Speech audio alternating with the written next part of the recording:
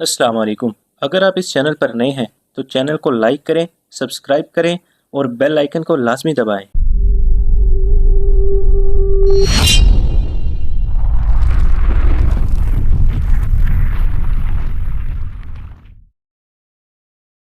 मैंने आपसे कुछ नहीं छुपाया। अयोना सुल्तान अयूबी और अली बिन सुफियान के सामने बैठी कह रही थी। वो बता चुकी थी कि वो जासूस है।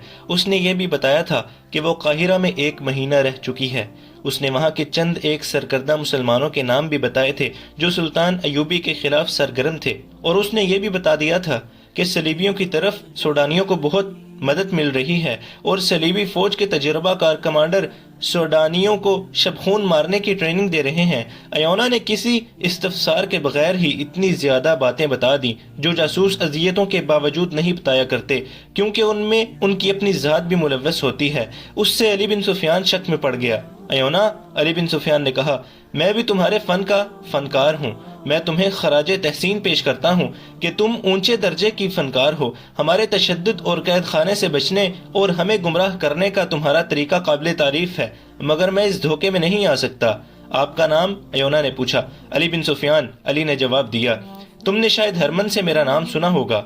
अयोना उठी और आहिस्ता आहिस्ता अली बिन सुफियान के करीब जाकर 2 जानों बैठ गई। उसने उस अली बिन सुफियान का दायां हाथ अपने हाथ में लिया और हाथ चूम कर बोली, आपको जिंदा देखकर मुझे बड़ी खुशी हुई है।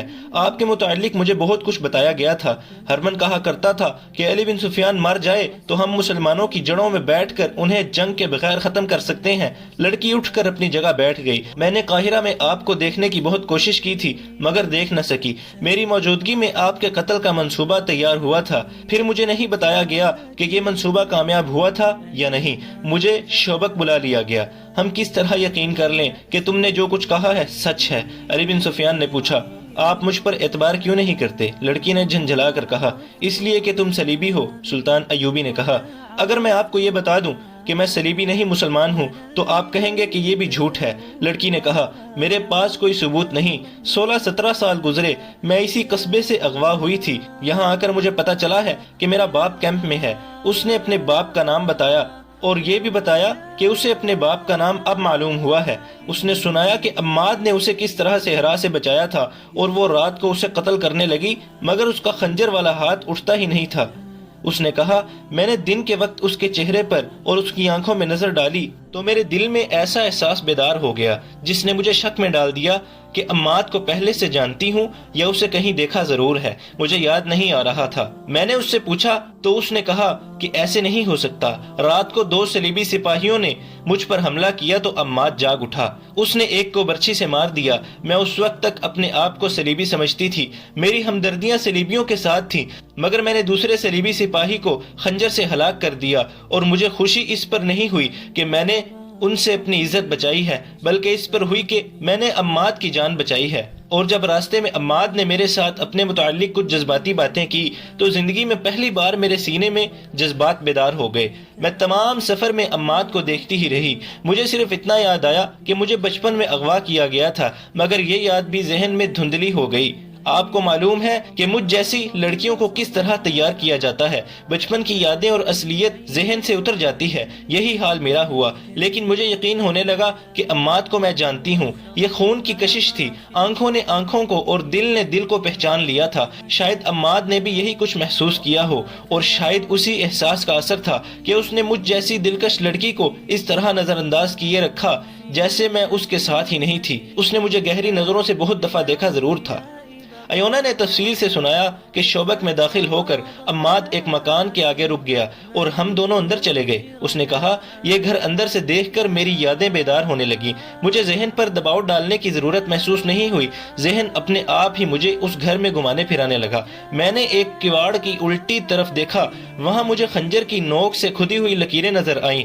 ये मैंने बचपन में बड़े भाई के खंजर से खोदी थी। मेरा जहन मुझे एक और किवाड़ के पीछे ले गया। वहां भी ऐसी ही लकीरें थी। फिर मैंने अम्माद को और ज्यादा गौर से देखा।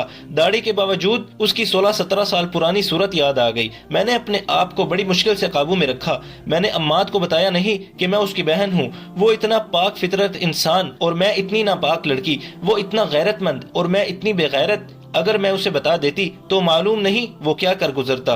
اس دوران علی بن سفیان نے کئی بار سلطان ایوبی کی طرف دیکھا۔ وہ لڑکی کو ابھی تک شک کی نگاہوں سے دیکھ رہے تھے، لیکن لڑکی کی جذباتی کیفیت، اس کے آنسو اور بعض الفاظ کے ساتھ اس کی سسکیاں دونوں پر ایسا اثر کر رہی تھیں جیسے لڑکی کی باتیں سچ ہیں۔ لڑکی نے آخر انہیں اس پر قائل کر لیا کہ اس کے متعلق وہ چھان بین کریں۔ اس نے کہا، آپ مجھ پر اعتبار کریں نہ کریں، مجھے قید خانے میں ڈال دیں، جو سلوک کرنا چاہیں کریں، مجھے اور کچھ نہیں چاہیے، میں اب زندہ نہیں رہنا چاہتی۔ اگر آپ اجازت دیں تو میں اپنے گناہوں کی بخشش کے لیے کچھ کر کے مرنا چاہتی ہوں۔ کیا کر سکتی ہو؟ سلطان ایوبی نے پوچھا۔ اگر آپ مجھے کرک تک پہنچا دیں تو میں سلیب کے 3-4 بادشاہوں اور اپنے محکمے کے سربراہ ہرمن کو قتل کر سکتی ہوں۔ ہم تمہیں کرک تک پہنچا سکتے ہیں، سلطان ایوبی نے کہا، لیکن اس کام سے نہیں کہ تم کسی کو قتل کرو۔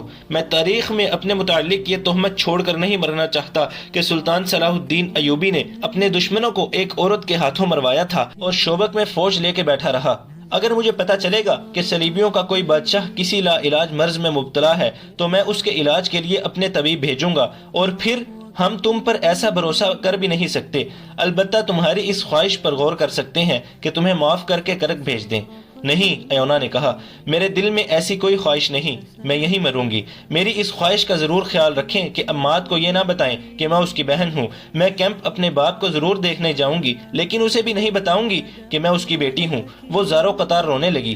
علی بن سفیان نے اپنی ضرورت کے مطابق اس سے بہت سی باتیں پوچھیں، پھر سلطان ایوبی سے پوچھا کہ اسے کہاں بھیجا جائے۔ سلطان ایوبی نے سوچ کر کہا کہ اسے آرام اور احترام سے رکھو، فیصلہ سوچ کر کریں گے۔ علی بن سفیان اسے اپنے ساتھ لے گیا اور ان کمروں میں سے ایک اسے دے دیا جہاں جاسوس لڑکیاں رہا کرتی تھیں۔ لڑکی نے وہاں رہنے سے انکار کر دیا اور کہا، ان کمروں سے مجھے نفرت ہے، کیا یہ ممکن نہیں کہ مجھے اس گھر میں رکھا جائے جہاں سے میں اغوا ہوئی تھی؟ نہیں، علی بن سفیان نے جواب دیا، کسی کے جذبات کی خاطر ہم اپنے قواعد و ضوابط نہیں بدل سکتے۔ وہاں کے پہرہ داروں اور ملازموں کو کچھ ہدایات دے کر علی بن سفیان لڑکی کو وہاں چھوڑ گیا۔ عماد فوجی آرامگاہ میں گیا اور نہا کر سو گیا، مگر اتنی زیادہ تھکن کے باوجود اس کی آنکھ کھل گئی۔ کوشش کے باوجود وہ سو نہ سکا۔ اس کے ذہن میں یہی ایک سوال کل بلا رہا تھا کہ باپ سے ملے یا نہ ملے۔ تھک ہار کر وہ اٹھا اور اس جگہ کی طرف چل پڑا جو شوبک میں مسلمانوں کے کیمپ کے نام سے مشہور تھی۔ وہاں پہنچ کر اس نے اپنے باپ کا نام لیا اور پوچھتا پوچھتا باپ تک پہنچ گیا۔ اس کے سامنے ایک بوڑھا لیٹا ہوا تھا۔ عماد نے اس سے ہاتھ ملایا اور اپنے آپ کو قابو میں رکھا۔ اس کا باپ ہڈیوں کا پنجر بن چکا تھا، اسے اچھی خوراک دوائیاں دی جا رہی تھیں۔ عماد نے اپنا تعارف کرائے بغیر اس سے حال پوچھا تو اس نے بتایا کہ 16 برسوں کی اذیت ناک مشقت، قید اور بچوں کے غم نے اس کا یہ حال کر دیا ہے کہ اتنی اچھی غذا اور اتنی اچھی دوائیاں اس پر کوئی اثر نہیں کر رہی۔ باپ دھیمی آواز میں عماد کو اپنا حال سنا رہا تھا، لیکن عماد 16-17 سال پیچھے چلا گیا تھا۔ اسے باپ کی صورت اچھی طرح یاد تھی۔ اب اس کے سامنے جو باپ لیٹا ہوا تھا اس کے چہرے کی ہڈیاں باہر نکل آئی تھیں، پھر بھی اسے پہچاننے میں عماد کو ذرا بھر دقت نہ ہوئی۔ اس نے کئی بار سوچا کہ اسے بتا دے کہ وہ اس کا بیٹا ہے۔ اس نے عقل مندی کی کہ نہ بتایا۔ اس نے 2 خطرے محسوس کیے تھے، ایک یہ کہ باپ یہ خوشگوار دھچکا برداشت نہیں کر سکے گا، دوسرا یہ کہ اگر اس نے برداشت کر لیا تو اس کے لیے رکاوٹ بن جائے گا، اور یہ بھی ہو سکتا ہے کہ وہ محاذ پر جانے لگے تو یہ صدمہ اسے لے بیٹھے۔ وہ باپ سے ہاتھ ملا کر چلا گیا۔ آدھی رات کا عمل ہوا۔ ایونا بستر سے اٹھی۔ اس وقت تک اسے نیند نہیں آئی تھی۔ اس نے علی بن سفیان کے رویے سے محسوس کر لیا تھا کہ اس پر اعتبار نہیں کیا گیا اور اب نہ جانے اس کا انجام کیا ہوگا۔ وہ سوچ رہی تھی کہ وہ کس طرح یقین دلائے کہ اس نے جو آپ بیتی سنائی ہے وہ جھوٹ نہیں۔ اس کے ساتھ ہی اس کا خون انتقام کے جوش سے کھول رہا تھا۔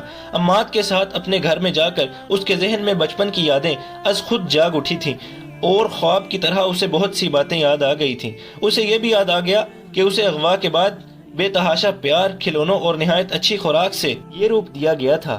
پھر اسے وہ گناہ یاد آئے جو اس سے کرائے گئے تھے اور وہ سراپا گناہ بن گئی تھی۔ وہ انتقام لینے کو بےتاب ہوئی جا رہی تھی۔ اس جذباتی حالت نے اسے سونے نہیں دیا تھا۔ اس ذہنی کیفیت میں باپ سے ملنے کی خواہش بھی شدت اختیار کرتی جا رہی تھی۔ وہ باہر نہیں نکل سکتی تھی۔ باہر 2 پہرہ دار ہر وقت ٹہلتے رہتے تھے۔ اس کا دماغ اب سوچنے کے قابل نہیں رہا تھا۔ وہ اب جذبات کے زیر اثر تھی۔